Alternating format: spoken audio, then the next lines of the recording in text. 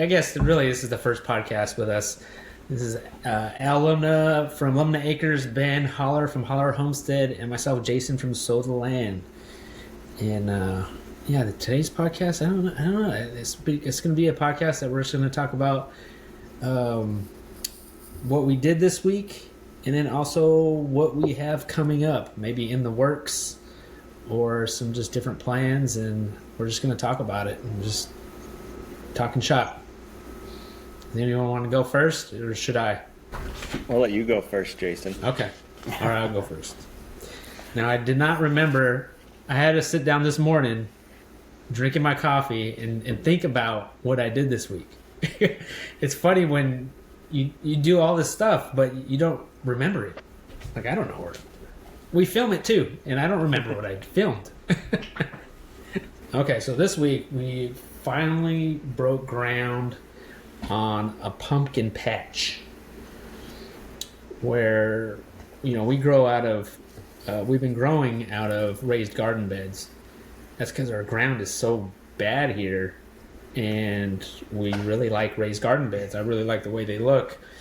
But, we have more space out there, and we really want to grow more food for us and also our animals.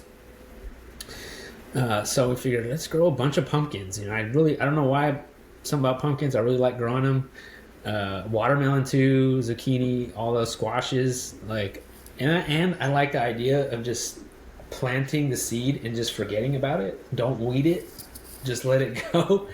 Just let it go to town, and I don't have to worry about it, hopefully. So we finally tilled up a spot, and I ended up buying some soil I had to drive over an hour away to get this soil. I ended up going to Dirt Craft Organics, it's called. Because after buying that, I bought some bad soil. It was bad, but Ben knows. From the local mulch yard. And we put it in our raised beds, and nothing's growing. It's not very good. No. So I went to our friends over there at Dirt Craft Organics, and they have one of the best soils, but it is a little bit expensive. But this is what we do, right? Like, I go back and forth on buying expensive stuff like that because I'm like, I don't really want to spend that much money on it. It's the same thing with feed. Like organic feed. But this is what we do. This is what, this is why we're here for, to grow good food. So I go back and forth on that, but I broke down and bought 2 totes. I guess. Yep. The way I look at that, because I do the same thing with buying expensive feed and expensive, amendments and stuff. But the way I look at it is we get to support all the people that are doing like what we're doing. Yeah, that's true. That's kind of, I don't know. That's kind of what I try to focus on when it comes down to it. Like, hey, I want to be able to support those people so they can keep doing what we're doing, so we can maybe get this movement going even bigger. Yeah, that's true. Because I know these people too. Like, they're our friends, and I've known them since we moved out here. And they started this company a few years ago, and they grow great soil. And it's supporting them in some way. So so I went and got the soil. It's cheaper if I go pick it up, but I still had to drive like an hour to get there. But did you take the mini truck? I wish. I would. I would have, for sure, if I didn't have to drive that far. But yeah, and we planted a bunch of pumpkins. I think it's 60 feet long, 60 foot long rows, in-ground pumpkins. But the spot where we planted them at used to be a horse arena. So it's our flattest spot in the land, but it's also a spot that doesn't really grow like even grass, really. It's kind of just a bunch of dirt. So my concern is that nothing's going to grow, not even pumpkins. I mean, I brought in that good soil, but I feel like it's super compacted. Yes. Even though we ran our 3 feeder pigs on this spot, and I moved them around on that whole spot, and then also did chickens. We had our 2 steers on that spot, also moving around. But it's very compacted. So my concern is that nothing's going to grow. But I got a question. See. I don't know if Ben will have an answer. What is it? Rutabagas that like grow deep and would help. Like I wonder if your pumpkins didn't do good. If come fall, if you plant, I think it's like, is it rutabagas or some like root crop that daikon goes radishes. deep and would help break that up for next year. Yep, and that might be an option too. Yeah, if these pumpkins don't turn out well, then I might do that. But I mean, I borrowed my neighbor's tractor and just went to town, just going back and forth, just tilling it all up as best I could, and it got pretty soft. Still, there's no like life in it, it's just compacted clay, dry dirt. So I'm hoping that this soil brought in helped some. So when we planted it, and so we did that. That's something I've been wanting to do for a while. And then what else did we do? Oh, I put out so DR Power gave me a brush mower, a push brush mower, bush mower. It's like a push lawnmower on steroids. I'm sure you guys Ben saw it. I watched the video. Thing's gnarly. Oh, did you? I saw it. Yes. It works good. It works really good. I was surprised. I didn't think it was gonna be that big when I first saw it, but it actually works really good. But I recorded that video like 2 weeks ago. Two weeks ago, and it took him like 2 weeks to approve the video. Oh wow! Because it was a sponsored video, and that's one of my biggest gripes about doing a sponsored video is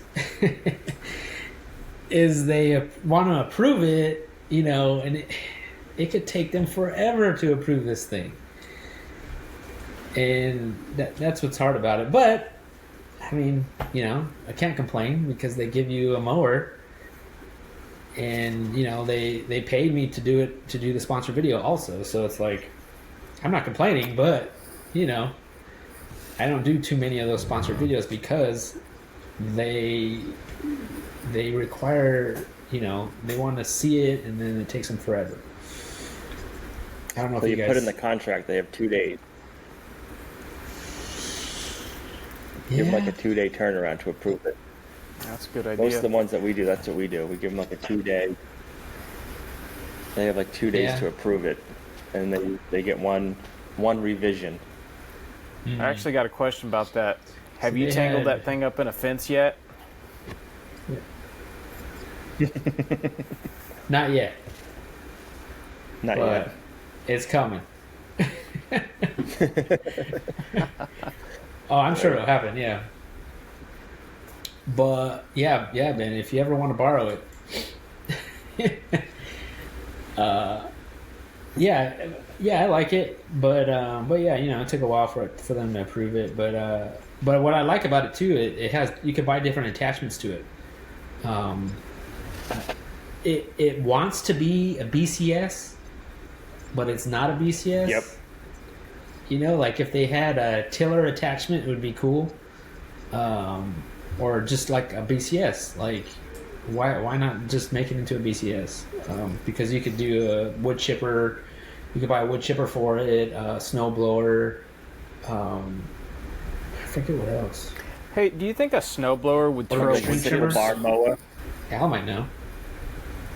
I think it depends on the snowblower itself and how sensitive it is to, because some of them have shear pins, And then the one we have on our tool cat is like, it's must have like a pressure release valve. Like even if we get like a little tiny stone, that snowblower will bind up and just shut off sometimes. So it's got like, must have like a hydraulic pressure switch or something, which is kind of a pain. I just wanted You can make something. I was looking at that piece of equipment, and I saw it had a snowblower. It's like, we don't get snow down here hardly ever. I wonder if we could throw wood chips with one of those. That'd be kind of cool. Right? Yeah, it would. That would be awesome. So what else? We put out our turkeys. So they need to make an attachment for it so it can like spin your compost pile or turn it. it needs something. They need to work with a homesteader. They need to work with a homesteader, like a homestead package. DR homestead package. Last year we lost half our turkeys the first few weeks. This year we lost half our turkeys again. So we started with 15. Now we have like 8. I thought it was our brooder maybe. I was like, they're probably in the brooder for too long or something. So I took them out of our brooder and I put them on grass. They seem to do better, but we still lost a few. And it's when they get that their legs start to get like curled up, like they can't use them, like they're limp. They get limpy. Yep. And then it seems like once they get limpy, then like 3 days after that they die. I mean, I'm giving them, turkey starter feed. I mean, I'm giving them organic feed. This happened. I raised 2 different types of turkeys. Last year I raised the bronze-breasted turkeys, and this year is the just the white turkeys. And same thing. I don't know what it is, but I'm beginning to think turkeys are just delicate creatures.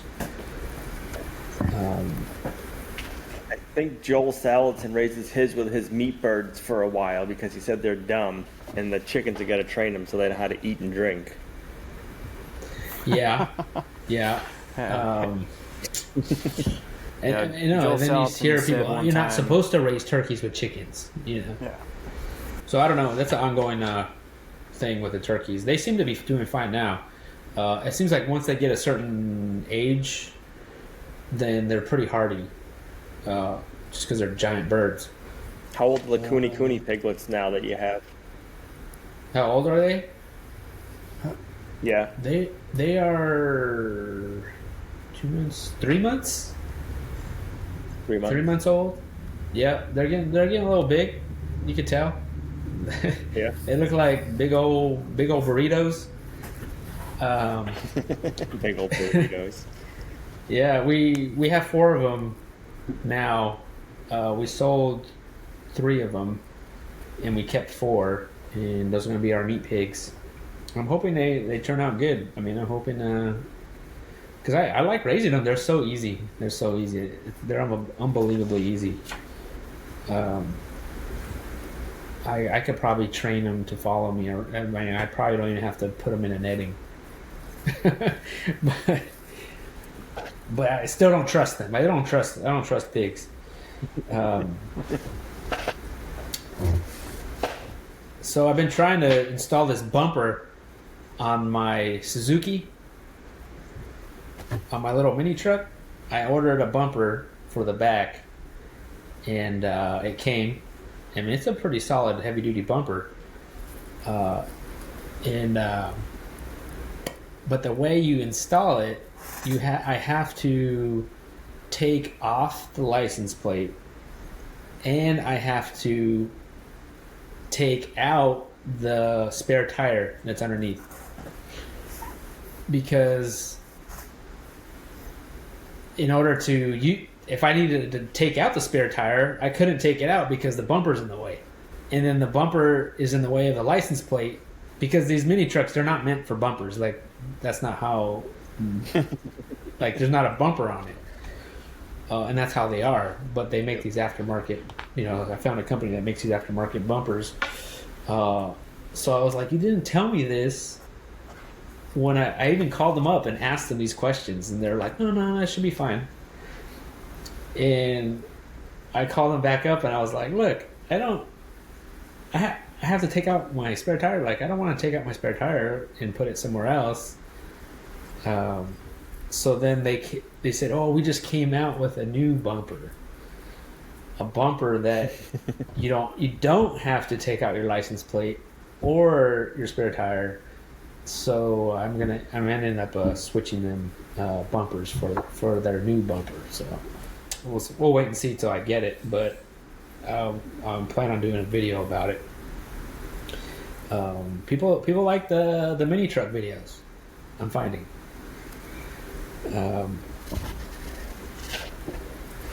Which is cool. Don't you have one, Al? Did I see a video? Did you guys get one? We got one. We gotta do some work to it. It needs a carburetor and a couple other things. Is it a dump truck? Yep. So it's a Daihatsu 2-wheel drive. It was sold originally in New Hampshire to a campground in Maine. So it's got the steering wheel on the left-hand side like a normal vehicle, but it's not 4-wheel drive. We got a dump bed, but just 2-wheel drive. Okay. I think it's like an 89 Daihatsu or something like that, and it's carbureted, so we're going to get a carburetor for it. Did you use it before? To drive around. Well, yeah, we used it all last summer, and then right before we moved, it died on me. And before that, I was having issues with the carburetor, so I know it's got to be the carburetor, but I just haven't taken the time to buy one yet. Yeah, they're super fun. So yeah, I mean I think that's basically what I did this week around here. I wrote my first article for a magazine. Have you ever guys wrote an article before? The Homestead Living magazine. That's the first article I wrote. It hasn't came out yet. What's the topic? Building a chicken tractor. I wanted to say no to that when they asked, because I'm like, this sounded so daunting to me. To write something like that, because you're like, oh, I don't want to write anything. But for whatever reason, because they're like, it's got to be 2 pages, and I was like, I just didn't want to do that. But for whatever reason, I was like, okay, I'll do it. Sometimes I feel like if I don't feel like doing something, maybe I should do that. I don't know. Like if it's something I really don't want to do, only because like it doesn't sound interesting to me. But I'm like, yeah, that might be fun. But then deep down, I'm like, I probably should do that. If anything, just to do it, just to say I wrote an article before. Do you have to give them photos and everything, or is it just all written? No, I had to give them photos too. See, yeah. I mean that's. I've had other magazines. I've turned down some other stuff too, but only because it's like, these magazines, these online magazines. I'm not, this is nothing against all these magazines, but sometimes these magazines will ask you, they have their own magazine, but they want you to write the whole thing. And I'm like, and they want you to give them pictures. I mean, that seems like standard nowadays. But my thing is like, I don't have time. I'm like, I don't want to write. Like, it's your magazine. How come you don't write it? Like let's do this. Let's do a Zoom call or something, and then you just write down my answers, and then you just write it. All right? Jason's like, I'm a video guy. I'm not a typewriter guy. Right? I'll film it, but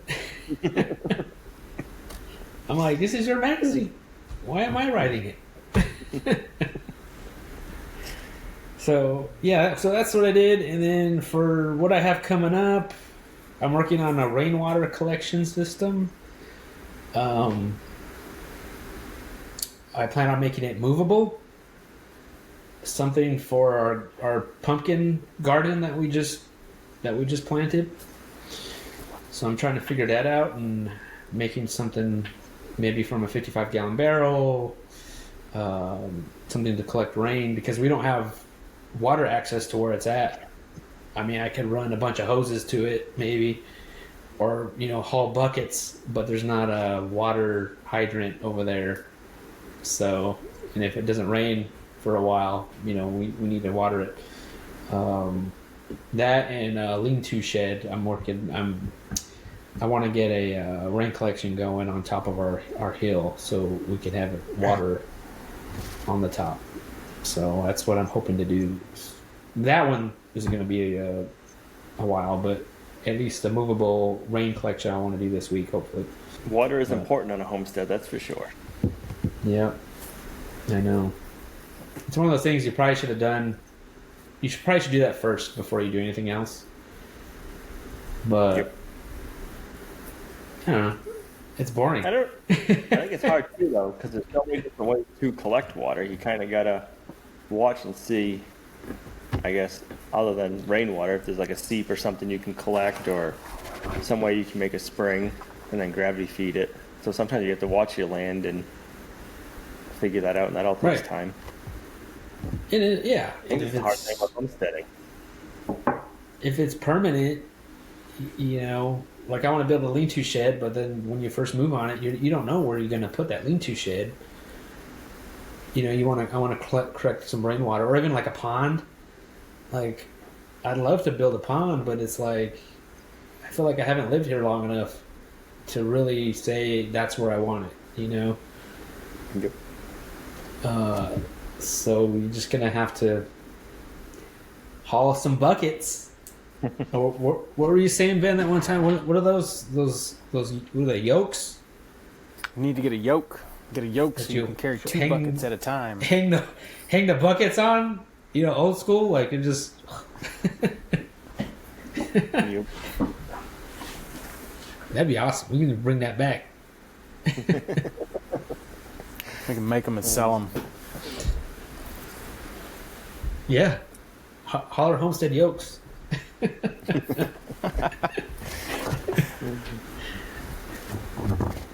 So, yeah, that's all I have. What have you been working on this week, Ben? You know what? I think I'm at a point right now. There's a whole bunch of projects that need to get done, but none of them are going to get done for a while.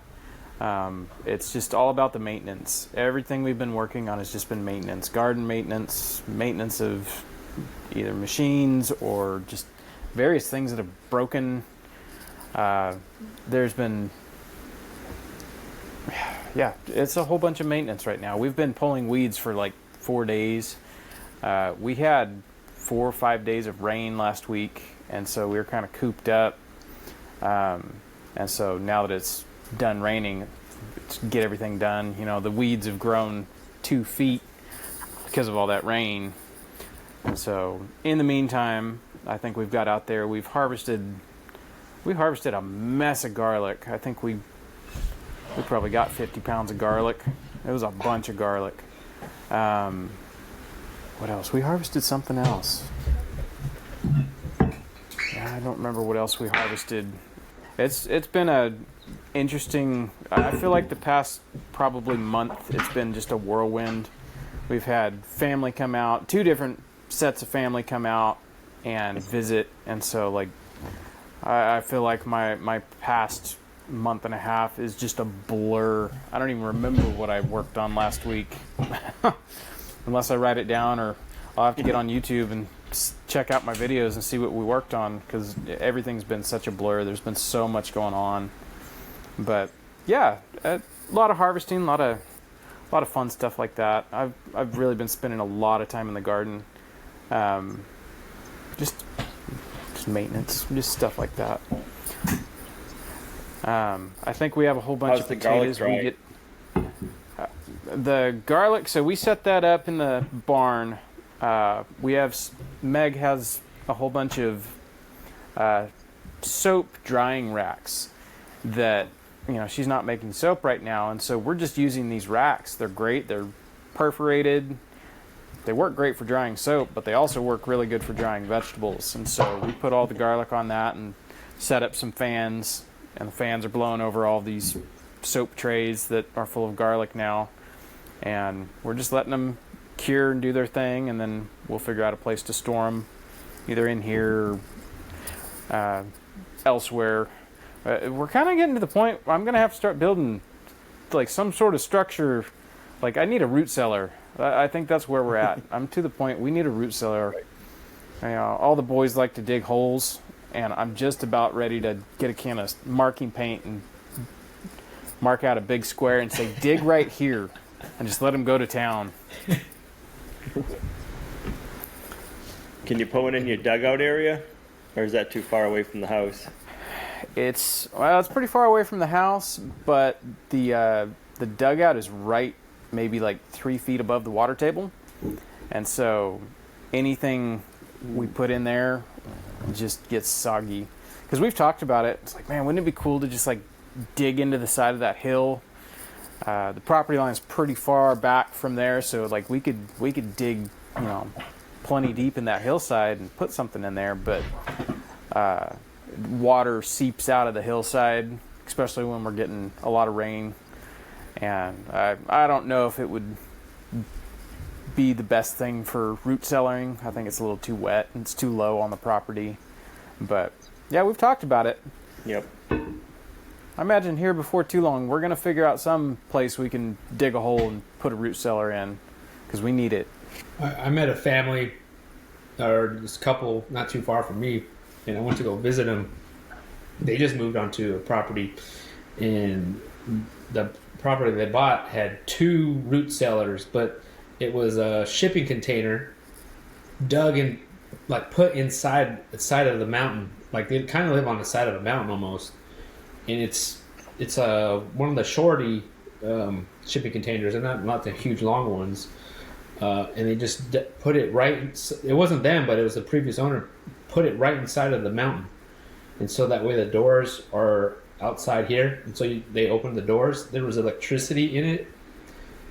They had their fridges in it. I mean, you could walk in this thing. I mean, they still work. Like they used it for their root cellar, and they put their freezers in there. It was interesting. I was like, I've never seen this before. Like, I've heard of people doing this, but I've never seen it. But they had some reinforcements in there because of the dirt. Mm-hmm. So they had kind of like a frame almost inside. It was just made out of wood, but it looked like it was pretty sturdy. I thought that was kind of interesting. That would be cool to make something like that. That would be pretty cool. You can hang a lot of hams in there. Yes, you can. All right, Al, how about you? What you got going on? So we have quite a few different projects. We're trying to build a workshop. So we had to clear an area for that so we can get the workshop in. You guys probably get the cold winter, but up here when it's winter time, we need a place to work. So we need to have a workshop for that. But a heated workshop? Yeah, we're going to do, so we did radiant heat in the house we have now, and that is nice. So we're going to do radiant heat in the slab. We're just going to do we call them like an Alaskan floating slab. So the slab will be 40 by 40. The center of the slab will be 6 inches thick, and then like the last foot on the outside of all of it, the perimeter will be like 10 to 12 inches thick, and that'll be like the floating footer. And then we put foam board down on the center, and then we'll put some PEX piping in there, and then we'll got to figure out how we're going to heat it. So we'll have a nice heated floor, hopefully to keep everything dried out and nice and warm to work on. Did you build your house? We did. So there's another guy in our area, Ken's Carpentry. He has a YouTube channel. He builds garages. So we get together with him, and he helped us me and him poured the slab. Me and Gina did all the dirt work for the slab before that, and then him and his guys came out and helped us pour the concrete, and then him and his guys helped us frame up the house, and then me and Gina have done the rest.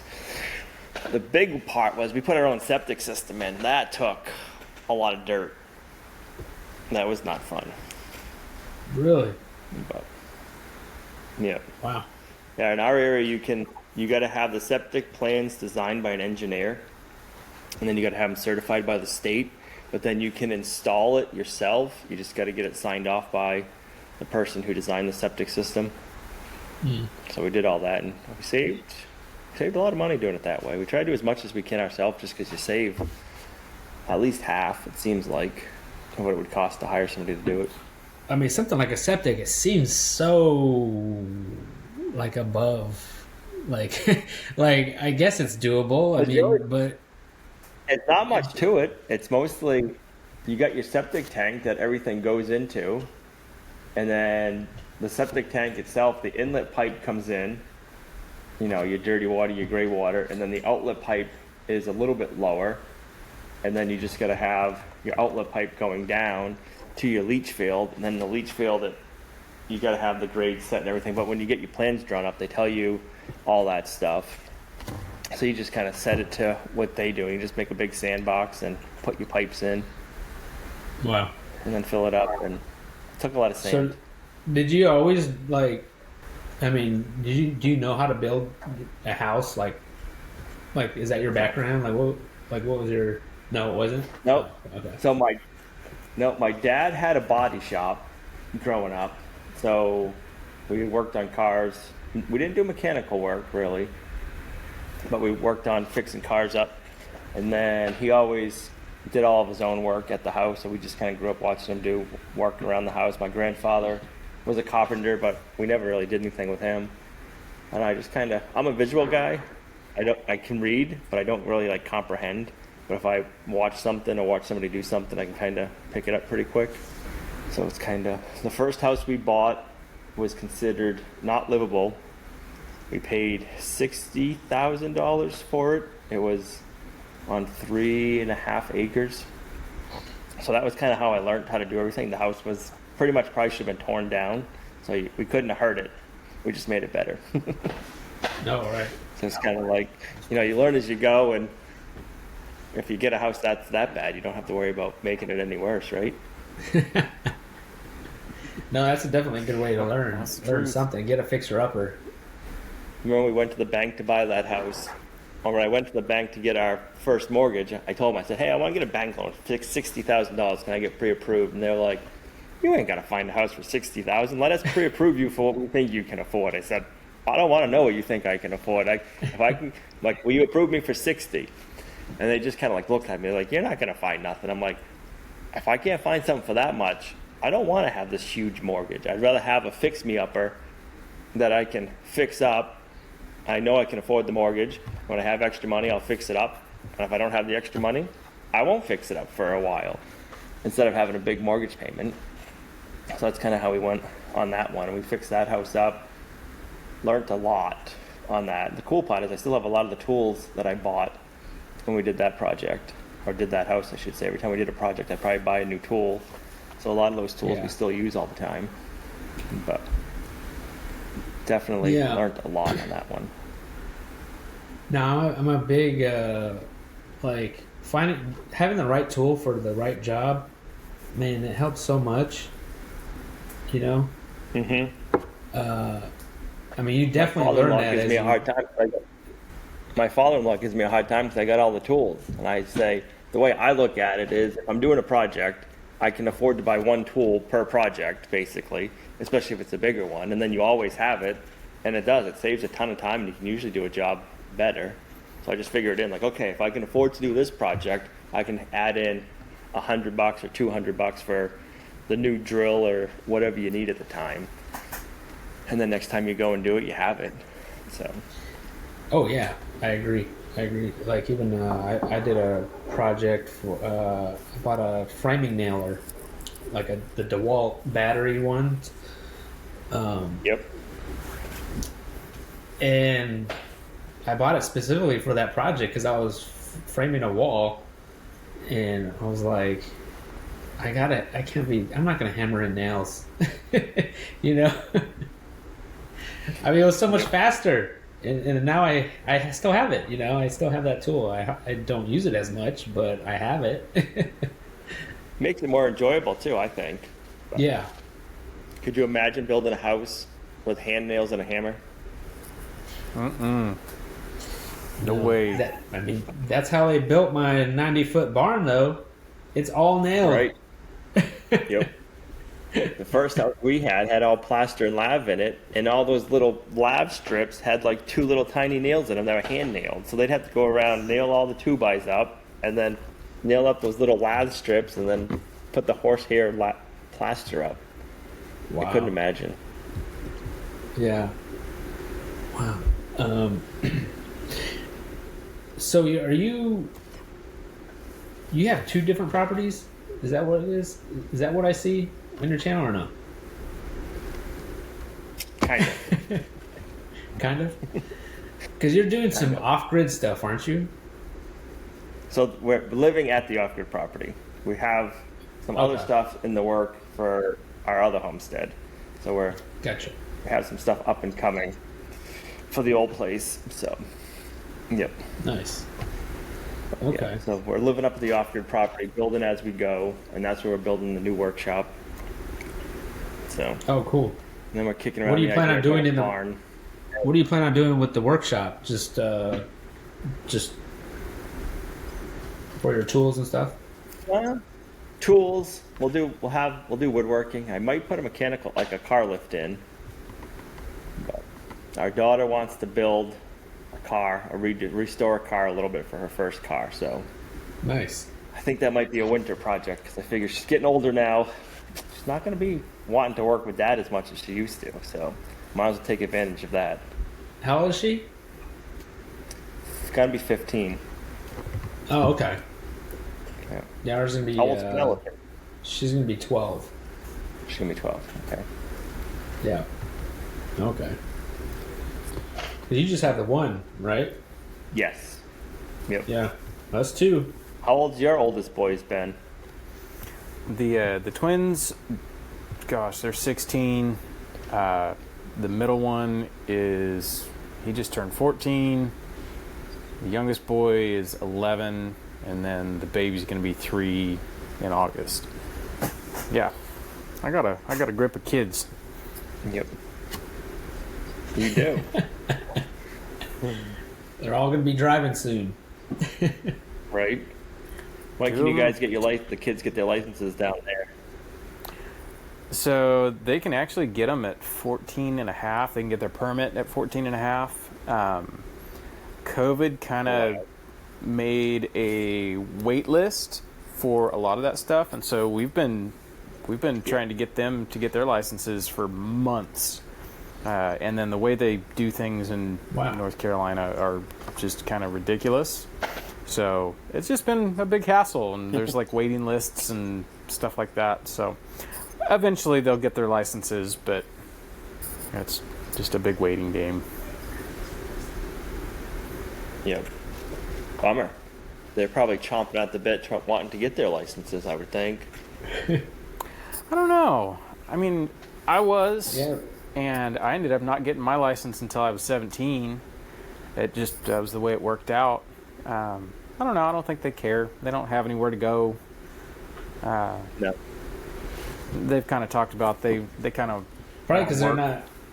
want to get jobs and stuff like that. And so with that, I keep telling them, it's like, just enjoy it. Like, life is getting ready to get really crazy in the next few years. Like, I remember, like, from 16 to 20, that was like the most busy my life ever was. Besides now.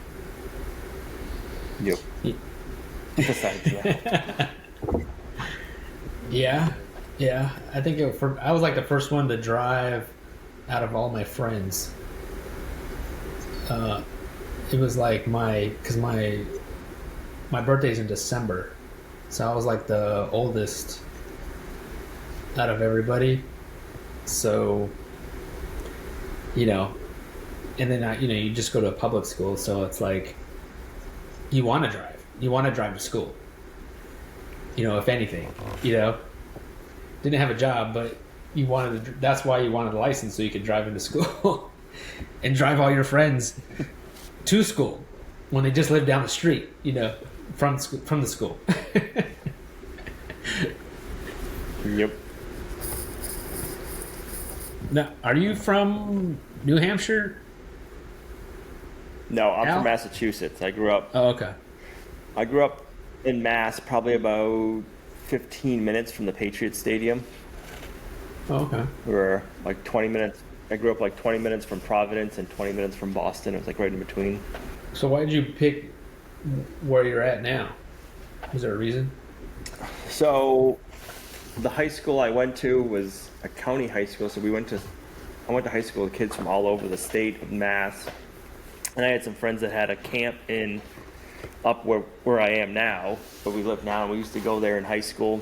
My parents were getting a divorce, and I always wanted to kind of leave. And I said, this is the time to do it. When my parents are getting a divorce and dealing with all that messy stuff, I just graduated high school. So jumped in my pickup truck, went up, found a job at a snow machine dealership, went back, 'cause I worked for my dad at the time, said, hey, Pops, I got a job. I start next week. I'm moving up north. So it was like a week or two after that, I moved up here and stayed up here. I'm trying to think, that must have been 2002 when I moved up here. I was 19, 20.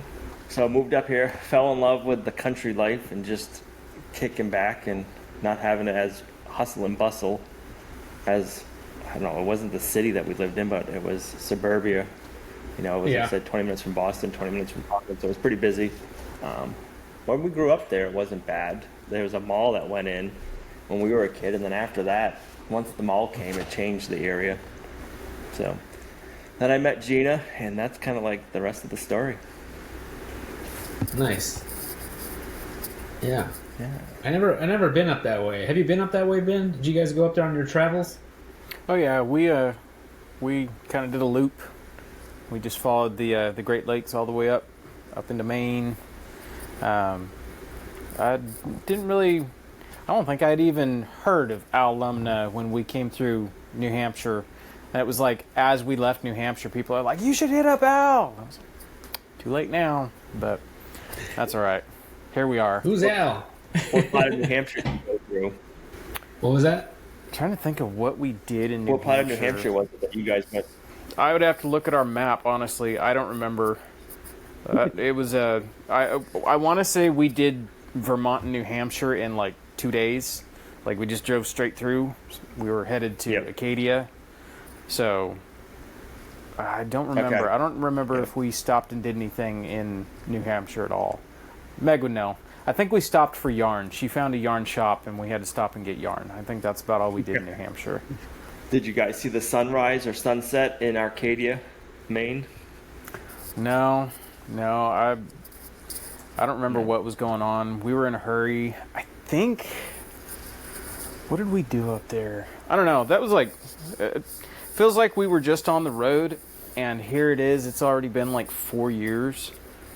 It's gone by really fast. Yep. I'm glad we documented our trip because there's a lot of it that I don't remember. That's cool though. It is. We had talked about doing that You realize initially. how big this country is.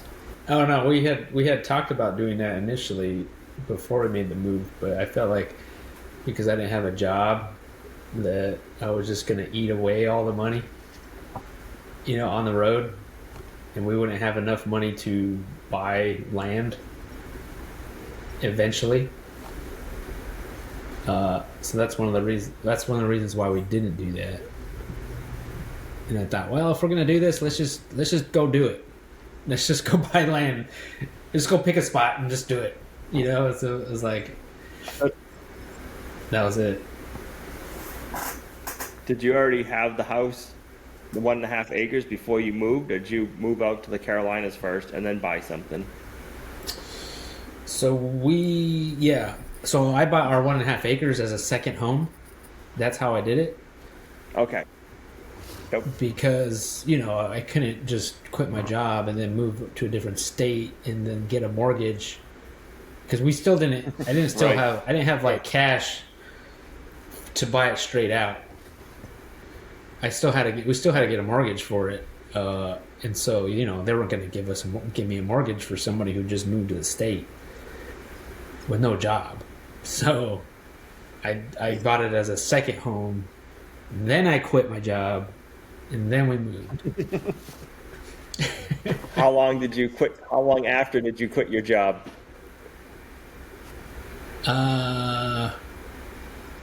It was probably 6 months. Okay, so it wasn't like the next day or anything. No, I waited 6 months. It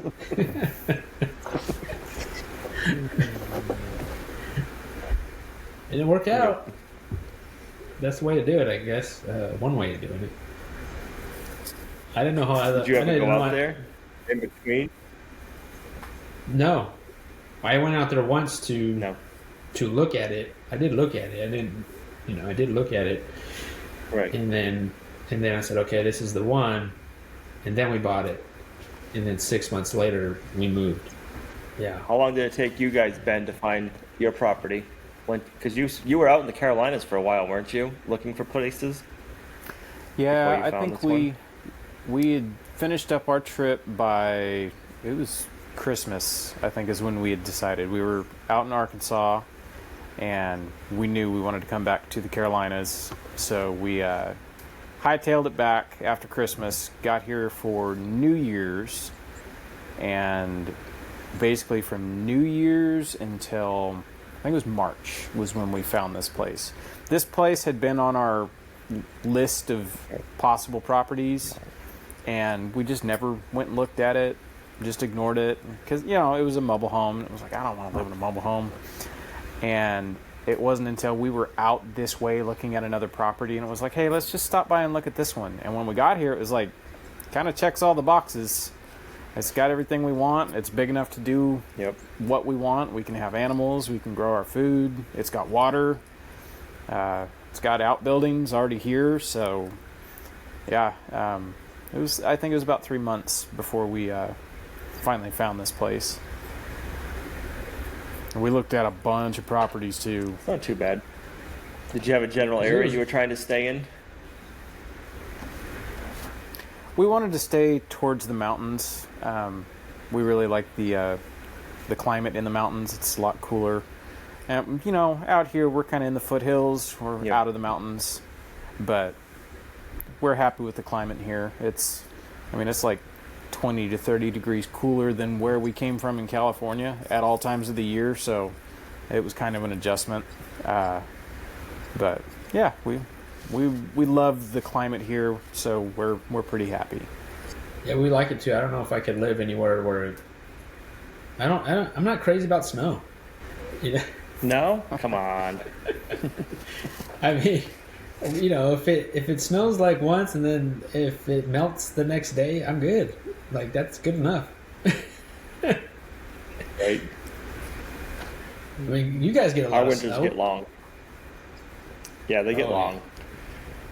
It's almost, I wouldn't say it's 6 months of winter, but it's 6 months of not growing food other than animals. But you can't raise meat birds.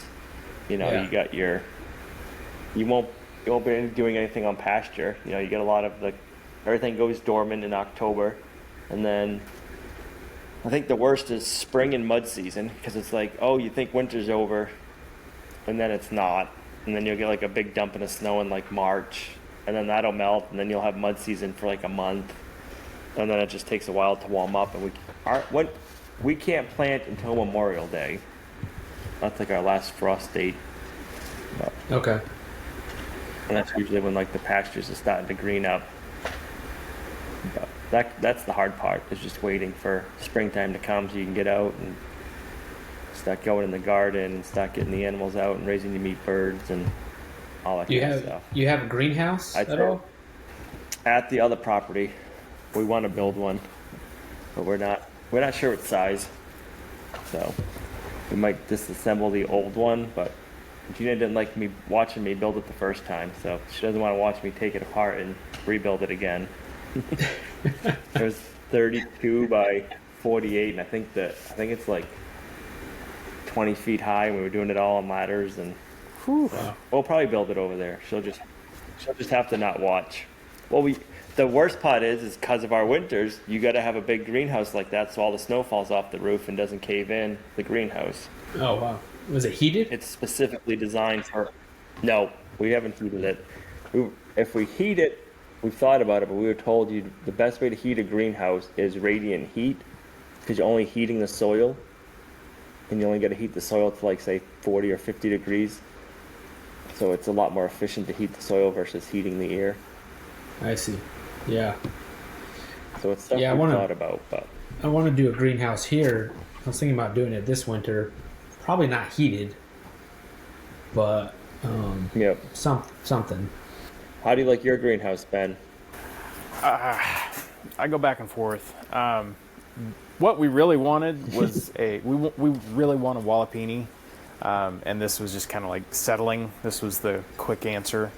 The Farmer's Friend greenhouses are pretty cheap, so it was like, this is a good way to get our feet wet with the whole greenhouse thing. Putting it up is super simple. It's super easy. I think the only thing that surprised me was this winter we had some like freakishly low, record low cold weather, and everything that I had out there just absolutely got blasted by this cold that we had in December. Like citrus got roasted. I knew it was going to get cold, so I moved all the citrus out of the greenhouse into the shed, and the shed, even with a heat lamp in there on the citrus, it was, yeah. But as far as the greenhouse goes, it's really cool. I'm noticing that I can grow stuff in there that likes heat, and it'll grow a lot better than the stuff outside of the greenhouse. Like the peppers inside the greenhouse versus outside the greenhouse, they already have fruit on them. That kind of stuff. It's just really cool. So you got like your ghost peppers and stuff like that growing in there? I know you guys like your hot stuff. I don't have any ghost peppers this year. It's a lot of like kind of utility stuff this year. I think I've only got one super hot pepper this year, but yeah, ghost peppers are no fun. You touch those things, you don't even have to eat them. You just touch them and they'll burn you. So you got to wear like rubber gloves every time you're pruning your plant or anything? Yeah, pretty much. A mask. We had some peppers last year that you touch them and the oil gets on your skin and you don't notice it until you like scratch your nose or something, and then it's like, why is my nose burning? And then you realize, I was out there picking peppers.